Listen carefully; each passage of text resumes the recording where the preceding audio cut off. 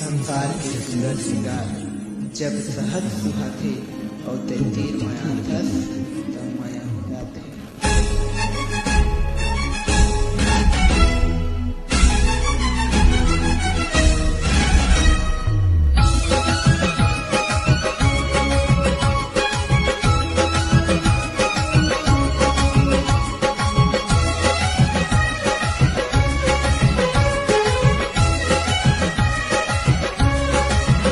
नैना के तोरे काजल गोरी कर दे है मोला घायल।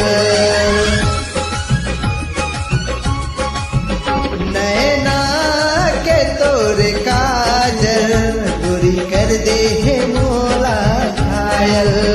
नैना के तोरे काजल गोरी कर दे है मोला घायल। कौन मोहनी रूप बनाए, कौन मोहनी रूप सजाए, जैसे चमकाते हवा बादल। नैना के तोरे काजल गोरी कर दे है मोला घायल।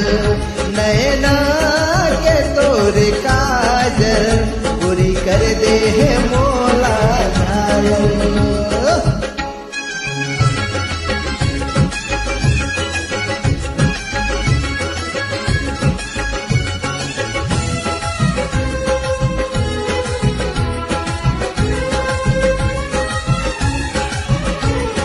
माथा के तोरे बिंदिया ले गए रे मोर लीलिया।